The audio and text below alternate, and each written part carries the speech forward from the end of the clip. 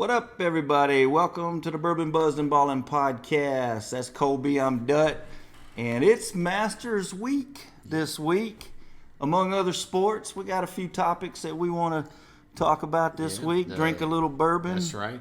The basketball tournaments ended this week, so exciting week, with the basketball ending and the Masters Week and best week in sports for me. Baseball season started and hockey season's about to go into playoff mode. So NBA season almost playoff mode. Yeah, NBA and NHL are pretty close to each other with their seasons. Well, we're about 3 weeks away from the NFL draft. Yeah, end of April.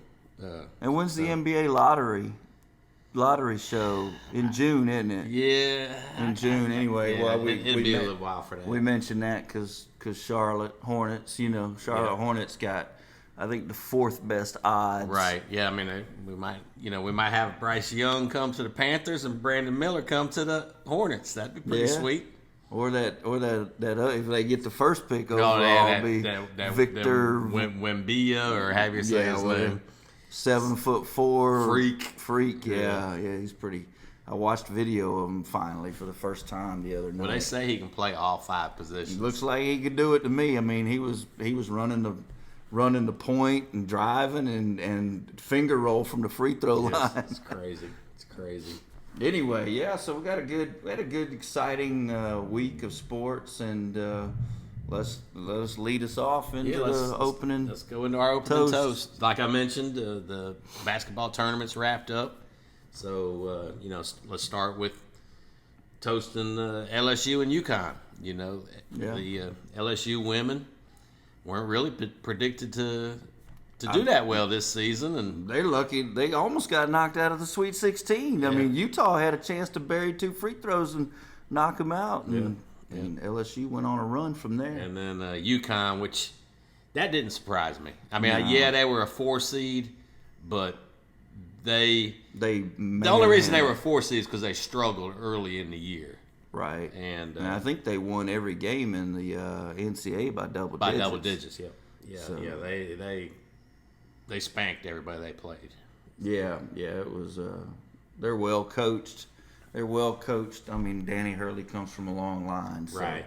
Yeah. So and he's been in the shadow of his brother for his whole life, right. And now he comes out of the shadow of his brother. I think that's pretty UConn's sweet. 5th. I mean, UConn's that's a basketball powerhouse. When you combine the men and the women, how many championships they've won in basketball, it's pretty impressive. It's very impressive. I mean, that was part of my coming in hot topic. Really, is at this point, obviously, you have to consider UConn a blue blood of basketball. I mean, there's no 5 championships, like you said, 5 championships, 3 different coaches. Yeah. I mean, I put them with UCLA, Duke, North Carolina.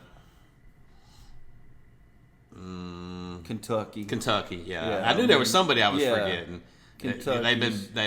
Kentucky's been struggling the last few years, so that's why I forgot about them. But those are some definite blue bloods. Yeah, I mean, I think and it's been kind of a discussion. It seems like lately is UConn a blue blood? But honestly, I mean, I don't think that's ever really been a thought in my mind, because when I think of college basketball, UConn always comes to mind to me as a powerhouse. Right. Well, and I guess where people maybe are not considering them a blue blood, because a lot of times blue blood is over a long period of time, and UConn's had more recent success than they have.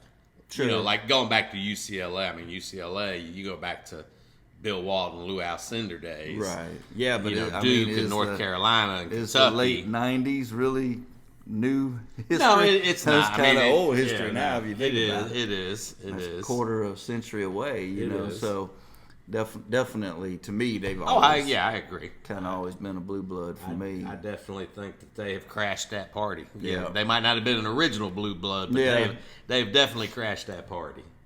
And quite possibly, the hottest of the blue bloods, really.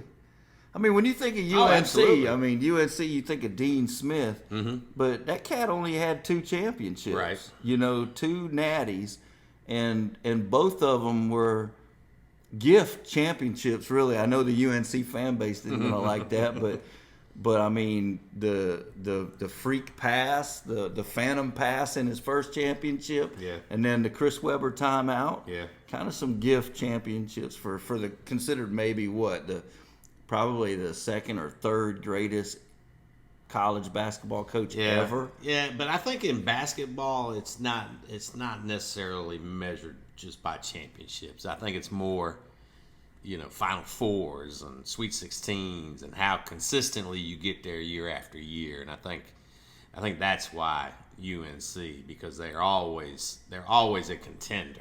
Oh yeah, yeah, definitely. And they're always a team that name just carries that clout. UNC, Duke, Kansas is another one that we can throw in there as a blue blood. Yeah, certainly Kansas. But UConn impressive. And you know what I found out afterwards? So the best player on LSU, Angel Reese, I think her name is, and her cousin, she's cousins with Hawkins from UConn. Oh, okay. So they were talking about having a big family reunion and because celebrating both championships. That was pretty neat that they were cousins. So who you got as a opening toast?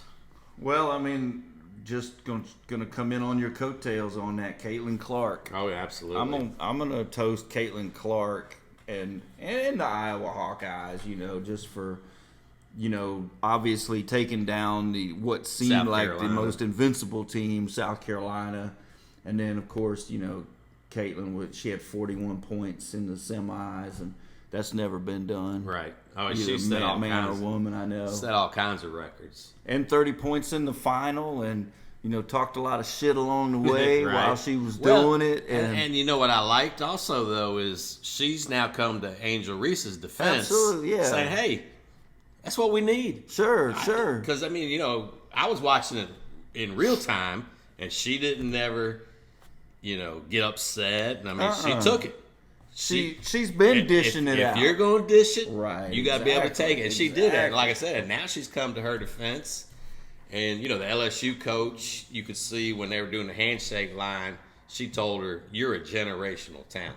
I mean, She's fun to watch. She's fun to watch. I mean, the whole women's game, to be honest with you, the whole women's game has really opened the door this year. I mean, I think television ratings were off the charts for the women's game. And then the fact that you have the little heat between, Reese and Clark and that was one thing that Clark said was, hey, our game needs that. Yeah, it'll bring more viewers. It does. And why shouldn't women be talking shit when they're playing? I mean, the men do. Exactly. Exactly. I know that a lot of the Iowa fans are a little upset over it, but I thought, Clark coming to Reese's defense and saying, hey, it's part of the game. Absolutely. And it is part of the game. Yeah. Anybody that has played organized sports, I mean, it is a huge part of the game. Yeah. And if you're going to dish it, as hard as Clark was dishing it,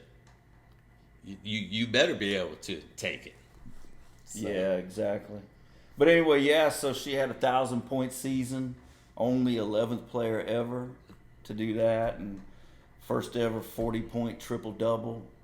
Yeah. So you can go on and on. Yeah, I jotted down a couple stats on her. She averaged 31.8 points per game for the tournament, which is the most ever for women's or men's. Yeah. First women or men to have back-to-back 40-point games.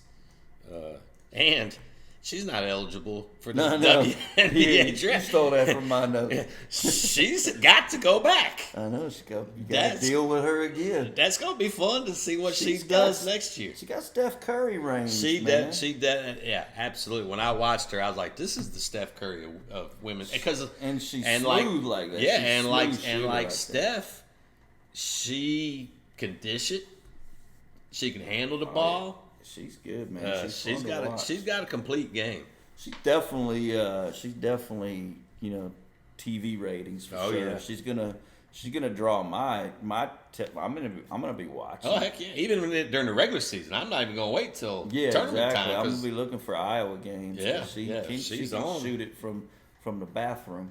Yeah, and she doesn't have to come off a screen. She doesn't have to. She can be off balance, just kind of catch, turn, and shoot. I mean, just like Steph. I mean, it's just a sweet stroke, and she was fun to watch. I enjoyed it. Yeah, absolutely. And then, like you said, throw that trash talking in on top of that. Yeah, she's a nasty trash I mean, talker. she could quite possibly end her college career as the best female college basketball player ever. Yeah, that's how good she is. And I mean, I heard her likened to Pistol Pete. They were talking about Pistol Pete type talent. Yeah, yeah, because he definitely, in the time when he was playing, was it was a unicorn. It was just sick how he could do things.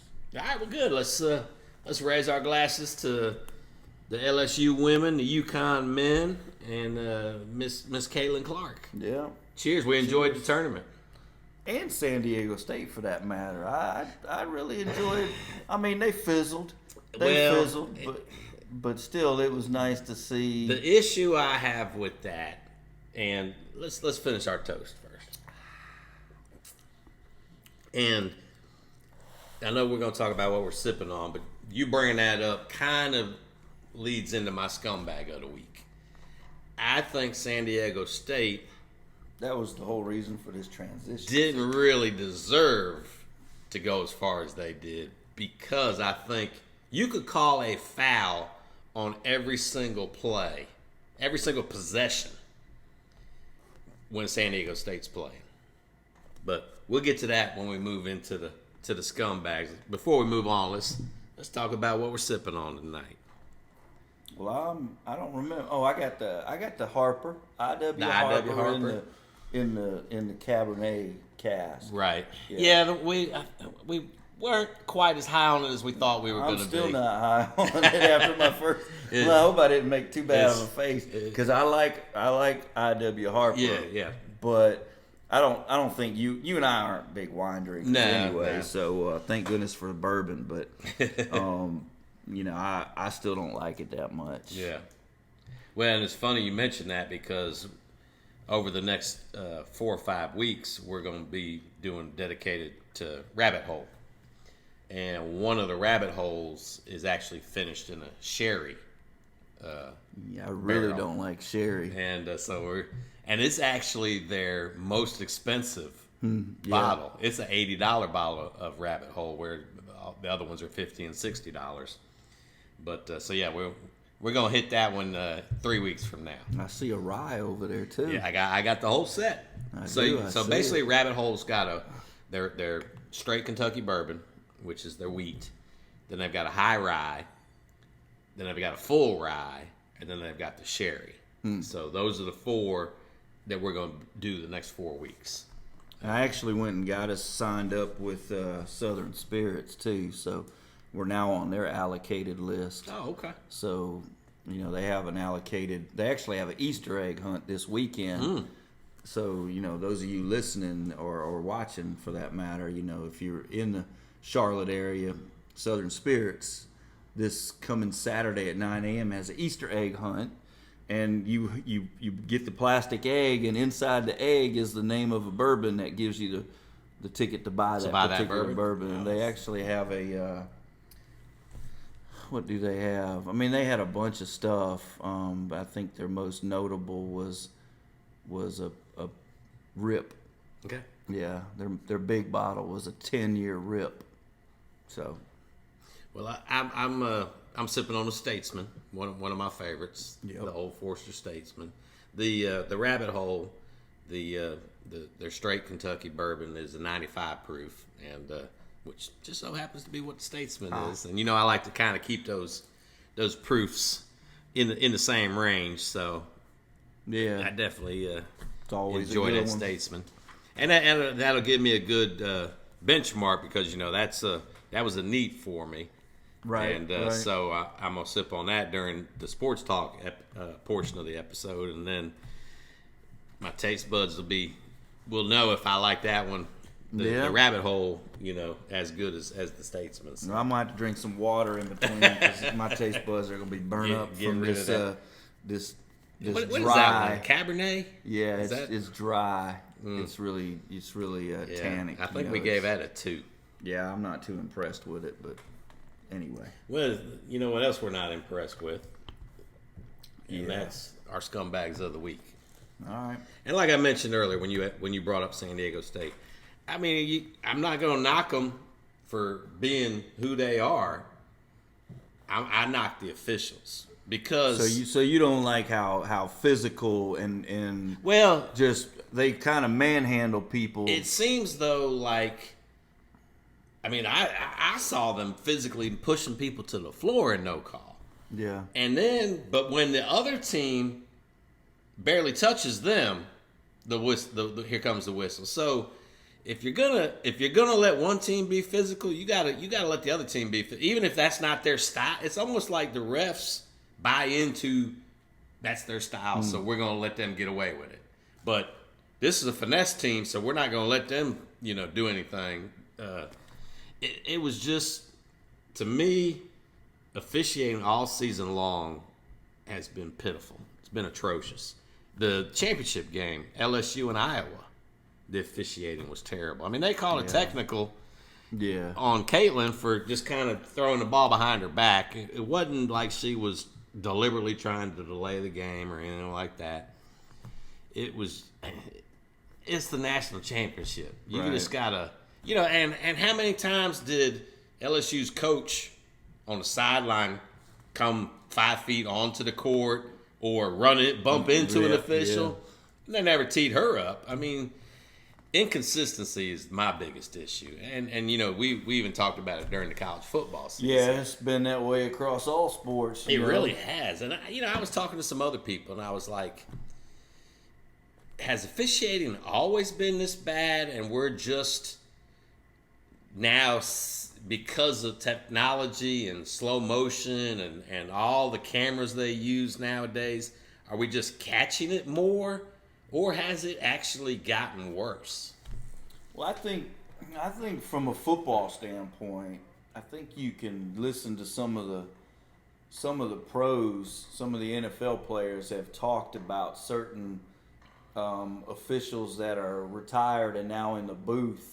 And I've heard them say, we need more officials like that back out on the field because some of the better officials have gotten away from being on the field and have taken those bigger, higher paying jobs in the booth as a the rules expert. Yeah, the rules expert. And so I definitely think there's a combination of things. I certainly think that the talent level has diminished. And then the fact that we have the cameras on everything. Yeah, you can't get away with shit. You can't get away with nothing. And they're going to be quick to point out anything you missed. Yeah, absolutely. And all that does is it makes their jobs harder and makes them look worse. And it makes them second guess themselves. Right, and it incites us as fans to baseball season just started, and I've already seen numerous articles written about horrendous calls. Calling strikes when it's a foot out of the strike zone or missing plays at first base. At least they do have instant replay. And, it might be time that we do bring more technology into officiating games. No, you don't want to slow games down, but you still want to get things right. It's going to be interesting, because at the youth sports level, there's a serious need for officials because there's a ton of officials, that just have quit officiating youth sports because of the parents, the coaches. Well, I mean, I've seen videos of the officials getting attacked. Yeah. Oh yeah.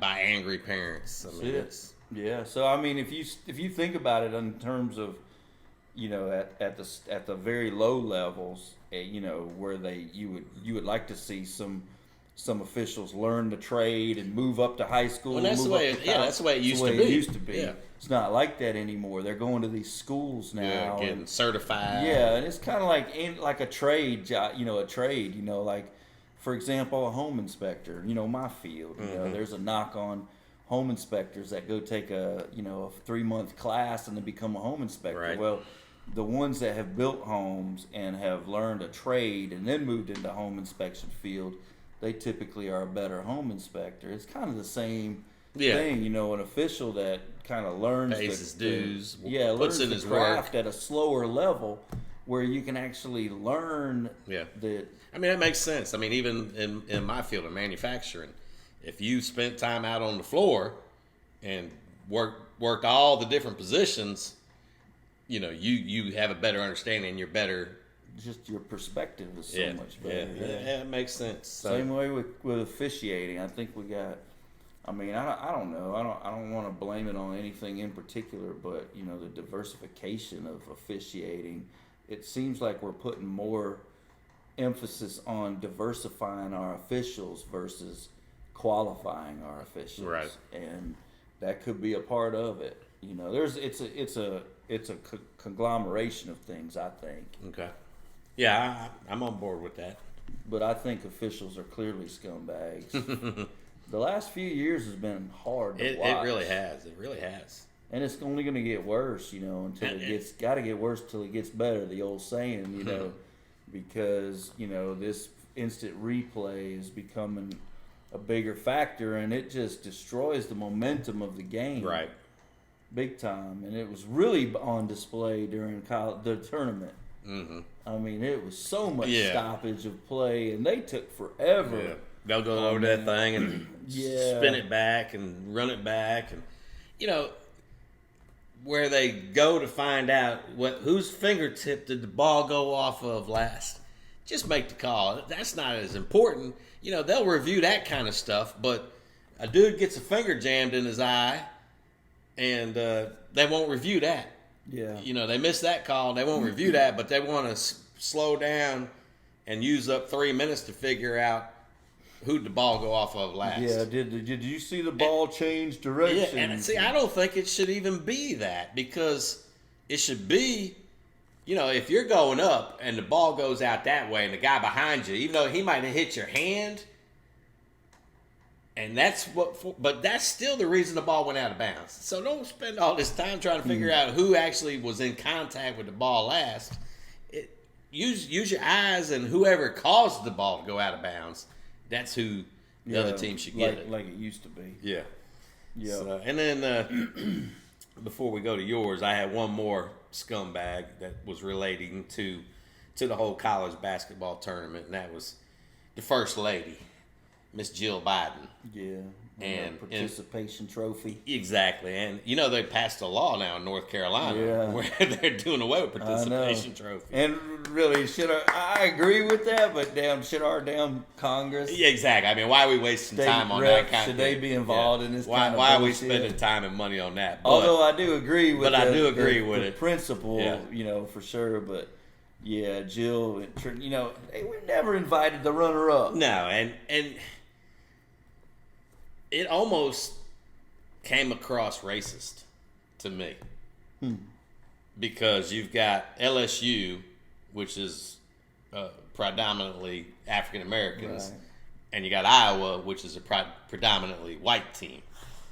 And so you're going to, invite the runner-up who's never, the being invited to the White House is a reward for being the champion. Right, it's a privilege. For being the champion of the entire field, for sure. We've never invited a runner-up. No, man, that's some bullshit. It was. That's some bullshit participation award crap. No. And I'm glad. And what's her name? Angel. Angel said, "We'll go to." Yeah, we're going to Obama's house. Yeah. Which there again, it makes a divide, which is not good for anybody. But hell, but it was President Biden would fall asleep anyway, so what does it matter? But yeah, that's as political as I'm gonna get. Exactly. Yeah, I don't want to turn it into any more than just the fact that Jill Biden. No. God almighty, that stuff. So yeah, Jill, the First Lady is my other scumbag, along with the college basketball officiating, or like you said, we can just say all officiating in all sports for the last 2 years. All right, who you got? I got probably our MVP of the scumbags for Bourbon, Buzz, and Ballin. This will be his third appearance on the scumbag. Yep. The owner, Daniel Snyder of the Commanders, he finally announced that in May he will be selling the team, and his disgraceful ownership will finally come to an end. Yes. However, he hasn't finalized on who he's going to sell it to. Yeah, because he's got two $6 billion offers. Right, but apparently, Bezos is still in play here. No, he don't. I don't think he wants to sell to Bezos. Well, I think he wants to try to get Bezos to drive the value up. Unless it's just too good of an offer. So he can't even go out with any class. No. He's going to go out an ass wipe that he is. And, we're going to be all better off. And the Commanders they'll be better off when he's finally gone. Yeah. But anyway, Daniel Snyder, welcome back, scumbag. Yeah, I mean, if we do give out our annual award, it's going to be hands down. Hands down, he's number one. Because he's definitely been the most on the list, on the award winner. Well earned too. All right, well, let's come in hot then on some current events. Let's do it. We mentioned earlier that the baseball season started. The Tampa Bay Rays are 6-0, and every single win has been by 4 runs or more, which is the longest streak for winning by that many since 1884. That's been a while. Yeah, it's been a minute. So Tampa Bay's looking real back good. In 1880s, the Red Stockings, Cincinnati Red Stockings. I don't even know. But so Tampa's looking real good. The Braves, they're off to a good start. They look good, and the Yankees. Acuna looking good, and what's his name? What's the first baseman's name? Matt what? Olson without the shift. Yeah. Without the shift. Yeah. I mean, it's you're already seeing an impact of the no shift and the bigger bases and the pitch clock. Yeah, and stolen bases are way up because 80%. Yeah, because you can only throw over twice. I know that's some bullshit. As a base runner, as a former stolen base. Yeah, now I would have loved that. That's crazy. That's crazy that that you can only draw. I mean, take you a nice big lead with every intention on getting back. Yeah. And get your 2 pitches out, get your 2 throwbacks. Yeah, and then get one hell of a lead. Man, that's craziness. Yeah. So, but the games are shorter. They're coming in under 3 hours now. Yeah. Which is what they were trying to accomplish. So no, I like it. I think it's good. There's been a little talk about pitch count. With the clock on the pitchers. Is that going to be too much stress on the pitchers because they're throwing in more rapid succession than what they were? But I think that's an excuse. Back in the day, yeah, exactly. Nolan Ryan would throw 150 pitches a game, and he would pitch every third day. Right. Now they don't let them go over 100 usually. Yeah. And they give them 4 days off. So, I don't know about all. Nah, I don't either. All right. What else you got? And off of baseball, I was listening to Leo Mazzoni. He was a guest on a show I listened to on the Sports Talk Radio. Is that the old pitching coach for the Braves? Yeah, okay. Yeah.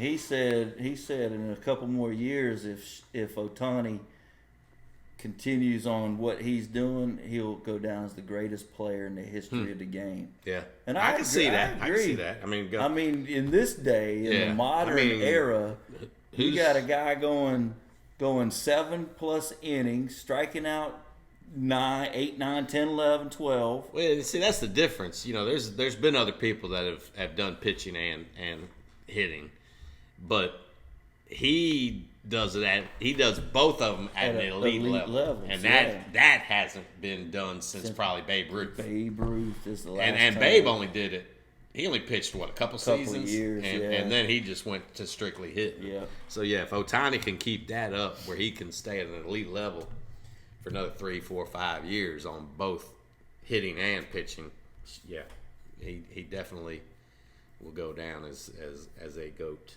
Yeah, I thought that was kind of a cool thing. I heard him say that. What else you got? Well, NFL, there's still no movement on Lamar or Aaron or Austin Eckler or Odell Beckham Jr. Things have kind of slowed down in the NFL. I don't know if teams are turning their attention right now to the draft, which, like we mentioned earlier, is going to be in about 3 weeks. Yeah, three to 4 weeks. No, it's actually 3 Under weeks. 4 weeks. Yeah, sure. it is, because today's the 6th. Yeah, so it'll be 3 weeks. So it's 3 weeks from today. Yeah, exactly. Yep. So we got that coming up. That'll be good. Yeah, I mean, I still think Aaron Rodgers to the Jets is very much in play. Yeah, they still act like that's pretty much a done deal. I mean, I think the Ravens don't want Lamar gone, and they're I've heard now that somebody said the Ravens are talking drafting a quarterback in the first round, but you never know what's the truth. What's truthful out there. Cam's out there. He's ready to get back in. He threw at Auburn's pro day. Yeah, but then came out yesterday or today and said he'd be willing to be a backup. Yeah. So I wonder if he got some intel at the Auburn pro day that, hey, you're probably not a starter. Well, the first comment he made was, there ain't 32 quarterbacks out there that are better than me. And there's probably some truth to that. Yeah. I mean, there's not 32 better athletic quarterbacks. Yes.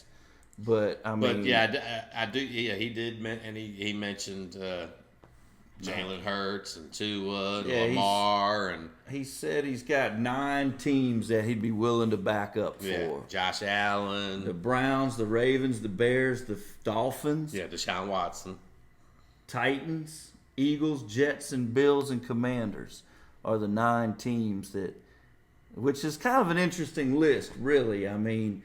I think Deshaun Watson. He even remarked about Deshaun Watson's character. Well, I think part of it is the teams that he picked. Yeah, they've got either a quarterback that has injury history, right, or it's Tua, or it's a similar style like a Deshaun. And I don't blame him for that. Right? Yeah. No, so I think there was definitely some strategic thought put into the names that he named off, right?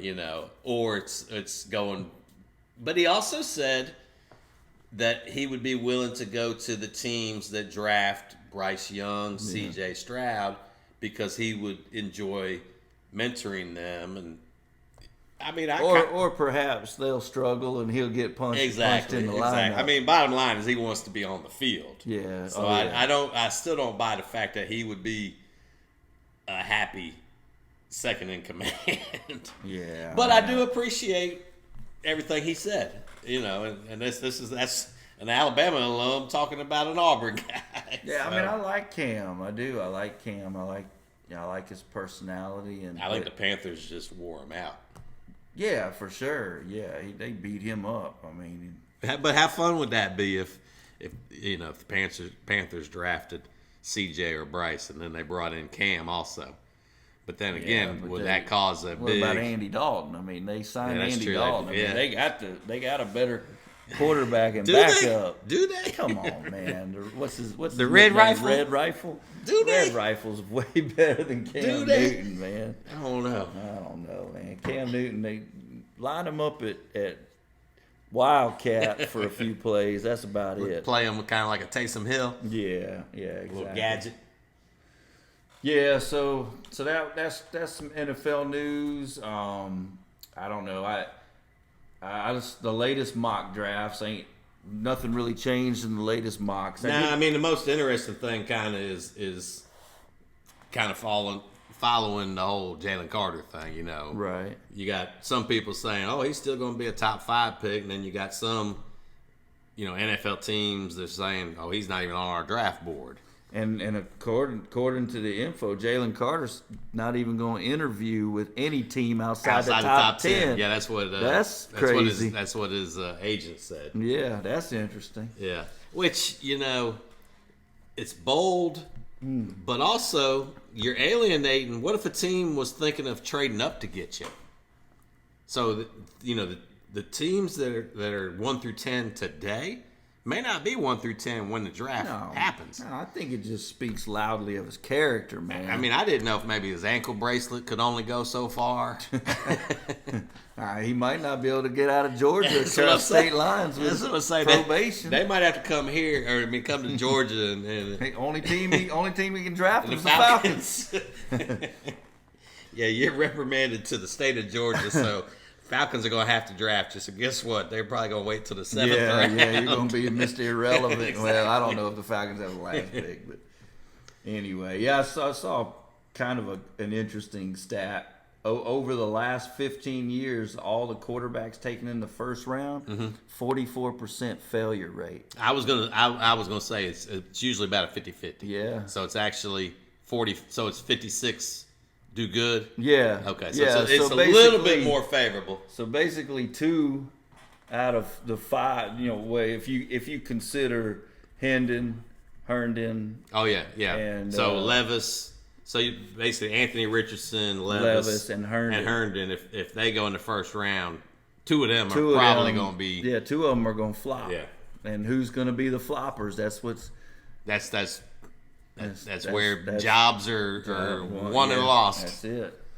Who's going to be the floppers? Yeah, speaking of Bryce, it came out that he scored through the roof on that test they give the quarterback. No, not the Wonderlic. It's a new one that they give the quarterbacks that they basically, they'll flash up on the screen 6 shapes, and you have to quickly identify the one that is different. So it's supposed to measure your reaction.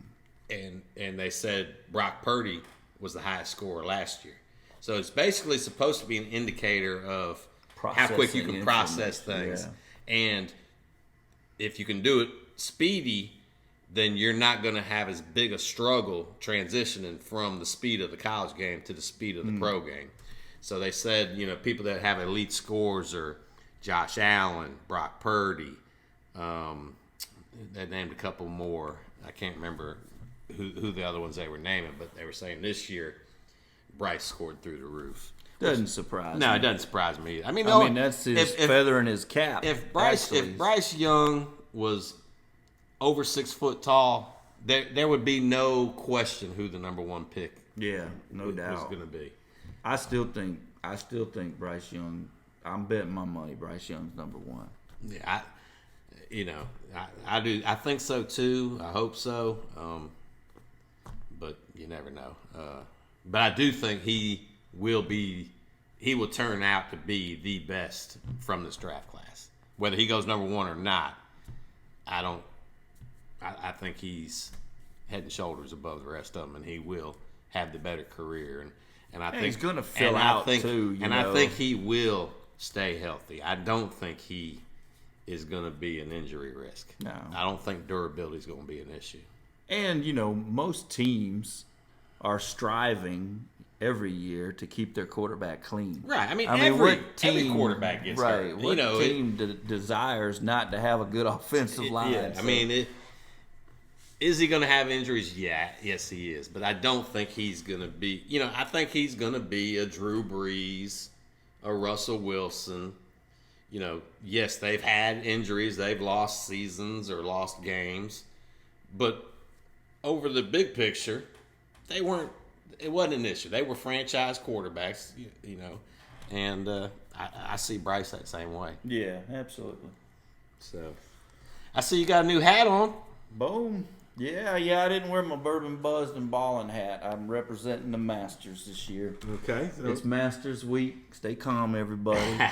Yeah, we haven't talked since you've been back. I mean, we've texted a little bit, but we hadn't talked about your experience going down and watching the practice round on Monday. Yeah, I got to go Monday. So my family and I, we all get together and we submit our tickets, our lottery, yeah, the lottery application, and 2 years running now we've been, one person in our group's been chosen, so we've gotten to go to back-to-back Mondays. It's awesome. It's a great trip, man. We do a golf outing in there and have a good time. I hit the flag from 100 yards on a par. I almost had my first hole in one. I hit about 6 inches above the hole, and it ricocheted back about 6 feet. I missed my birdie putt. Went from a potential hole in one to a par. I rattled the pin, man. So, but yeah, so the Masters, beautiful as always. Augusta's always a treat to go see. Obviously my takeaways, they lengthened the 13th tee box. They bought a piece of I don't know if you remember. You remember the first time you and I went? Yeah. It's the first time we both had ever been. Right.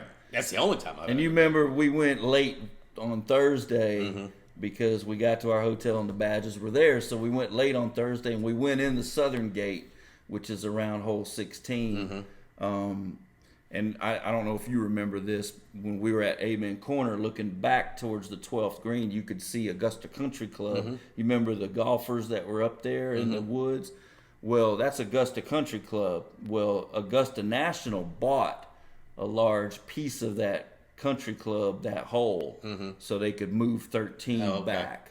So they moved the tee box back to 13, which is a par 5. It's a very pivotal hole. I think it's going to make a huge difference in the Masters this year because it's not going to be such an easy golf hole. Not a gimme. No, I think, given the weather predictions, we're going to see. Yeah, it's supposed to be wet every day, which I don't know. I don't think it rained today on them. Yeah, it trickled a little bit. It was a little bit of rain, kind of like Monday. It trickled a little bit, but one thing. So I got to follow Rory, Tiger, Dustin Johnson, Justin Thomas. Did you give him a roll tide? I did give JT a roll tide, and he did cut his head. He looked over, but yeah, I was up real close to some of those guys on some of the tee boxes. But one thing I did notice in the practice round, there was a lot of laying up going on. Speaking of the rain, sounds like we're about to get it here. Get it too. There was a lot of laying up going on 13. Okay. And 15, there was a lot of laying up. So anyway. Did it go from being an eagle hole?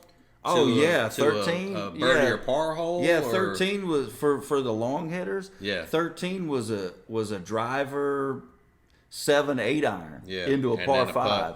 Now it's a driver 5-4 iron hybrid for some. Right. So it's gonna. So they took it from a potential potential eagle to a potential birdie. And you got Rays Creek cutting it off in the front. So the layup has got to be strategic and going for it.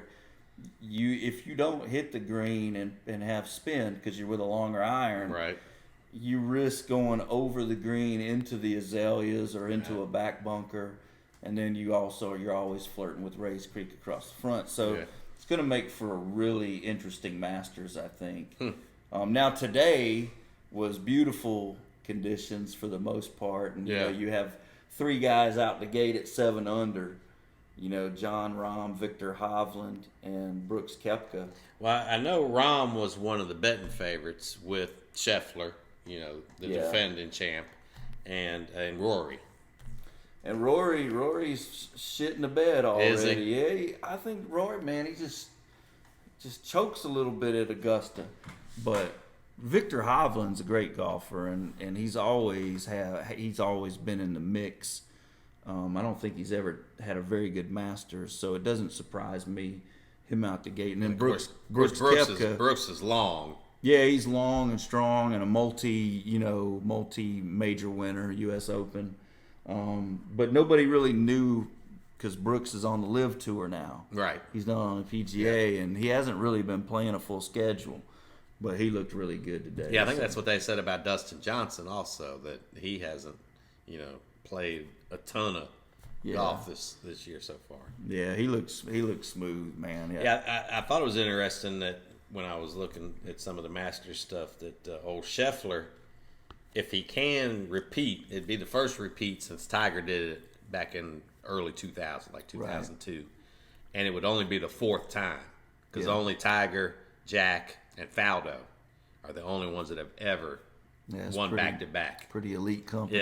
Yeah. So that would be impressive. But I got to watch Scotty hit some balls. I didn't see him out on the course Monday, but I did get to see him hit some balls, man. And he's just he's a unique golfer, and Augusta's great for him because not every touring pro anymore can work a ball left to right or right to left. They all like Dustin Johnson. He's a fader. He's a constant left to righter. That's what he wants to play. So Augusta doesn't always set up for him, especially if you get wind out of different directions. Whereas Scotty Scheffler, he can carve the ball left and right. So I mean, he's just an awesome golfer. Well, and I think Scheffler, I was looking at his menu for the Champions Dinner, and I think it was like Texas barbecue, like a traditional Texas, like barbecue, and he's a Texas dude, and baked beans, and just kind of a plain thing. So can't be any plainer than Bubba. Bubba's had it twice, and both times grilled chicken breast. I mean, all right. Well, while we're talking about the menu, let's have a little fun here. Let's each give what our Champions Dinner menu would be.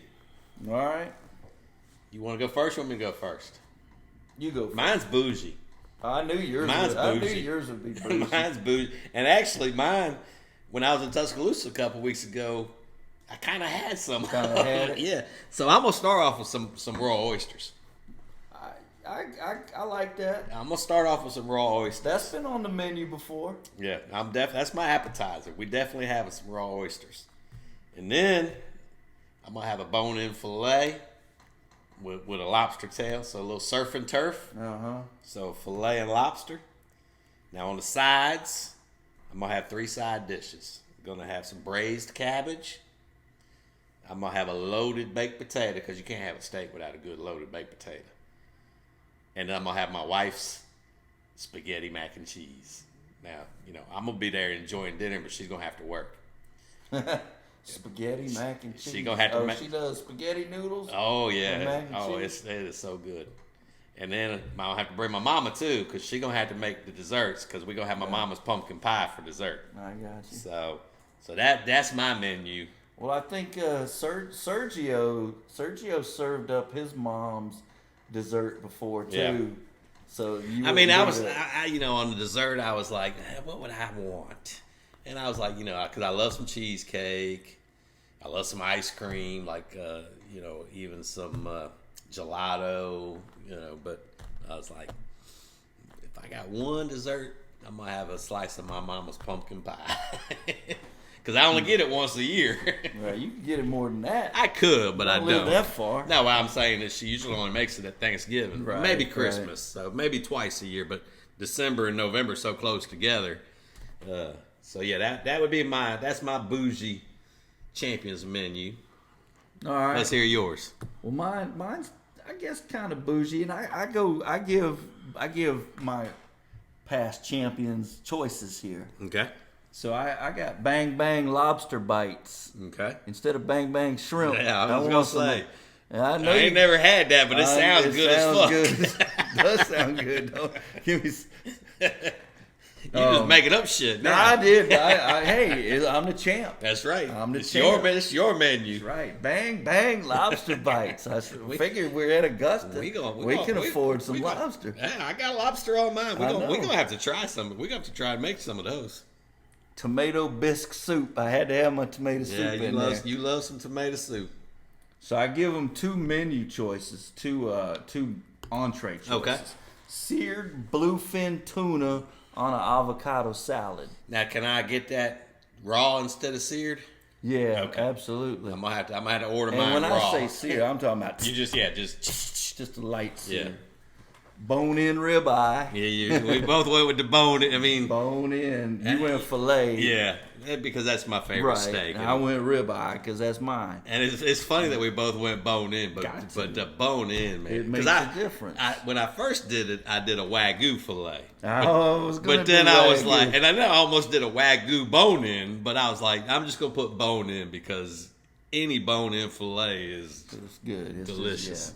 I almost did Wagyu for my appetizer, like.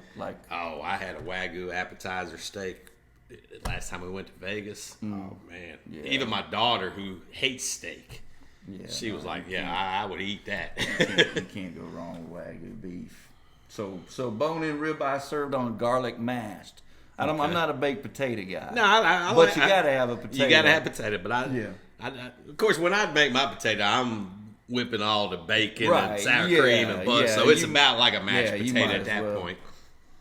And then on my dessert, I went. No, I like that. I like that. Total. I like that. Southern. I almost went with a Southern style, but I went peach cobbler with vanilla bean ice cream. I love some peach cobbler with some ice cream. Peach cobbler is good, and that's a good one. That's a good. And then I'm hungry now. Yeah. All this talk about this good food. That's it, man. That's my champion's dinner. Okay, I'm good with either. I'm good with the full menu. We're gonna have to go there 3 nights in a row so I can get all 3 of these meals. No, you're gonna have to just win. You have to win the Masters, and then you can have bang bang lobster bites. Oh, I can have it. That's true. That's true. Because we gonna do that. Mm-hmm. We gonna do that. We should make our own. Yeah, absolutely. We're definitely gonna do that because we both like some bang bang shrimp. Oh yeah, absolutely. We're gonna have to try that because I've never seen it. I mean, they've got at Chill Fire they've got the angry lobster, but it's not the bang bang. Mm-hmm. We could even talk to them and get them to whip us up. Whip it up one night. All right. That's it, man. All right. Well, that's it. That was good. We moved through it. We filled out the episode. We always do. I know. We always like, this is going to be a quick episode. What are we going to talk about? And then 55 minutes later, it's like, okay, we need to cut this episode. We need to wrap this up. Kicking me under the table, like, let's stop. Yeah. All right. Well, like I mentioned earlier, we're going to do the Rabbit Hole series.